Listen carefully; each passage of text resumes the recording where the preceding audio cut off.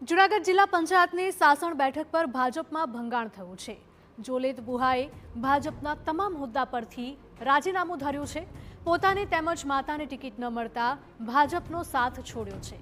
કોંગ્રેસમાં જોડાતાની સાથે જ જોલેત બુહાનો ભાજપ પર પ્રહાર।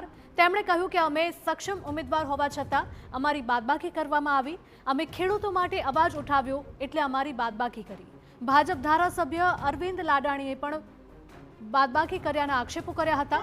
સાસણ બેઠક પર કોંગ્રેસે ટિકિટ આપી અને હું જીતીને બતાવીશ તેવું જોલેતે વિશ્વાસ વ્યક્ત કર્યો છે। કોંગ્રેસ જિલ્લા પ્રમુખે સાસણ બેઠક જીતવાનો વિશ્વાસ વ્યક્ત કર્યો। જે ખેડૂતોના પ્રશ્નો હતા, ઇકોઝોનનો જે પ્રશ્ન હતો, ત્યારે ભારતીય જનતા પાર્ટીમાંથી માત્ર હું જોલિત બુસા આજે ખેડૂતોની સાથે રહ્યો, એટલે આ વસ્તુ ભાજપને ન ગમી। આજે ધારાસભ્ય અરવિંદભાઈ લાડાણી છે એને વસ્તુ ન ગમી, બરોબર। અને એના માનીતા કહેવાતા કે જે એને વાલાદવલાની નીતિ રાખી અને માન્યતા કહેવાળા કે જે ભ્રષ્ટાચારી માણસ છે તેને ટિકિટ આપી, એટલે આજે હું ભારતીય રાષ્ટ્રીય કોંગ્રેસમાં જોડાઉં છું અને હું વચન આપું છું કે આ સીટ કોંગ્રેસની કરીને રહીશ। જોલિતભાઈ બુસા વિધિવત રીતે કોંગ્રેસ પાર્ટીમાં જોડાયેલા છે। મેં પ્રદેશ અધ્યક્ષ અમિતભાઈ ચાવડાને વિનંતી કરી છે કે આવી લોકચાહના વાળા ખેડૂતો માટે લડાઈ કરનાર યુવાનને ટિકિટ દેવી જોઈએ।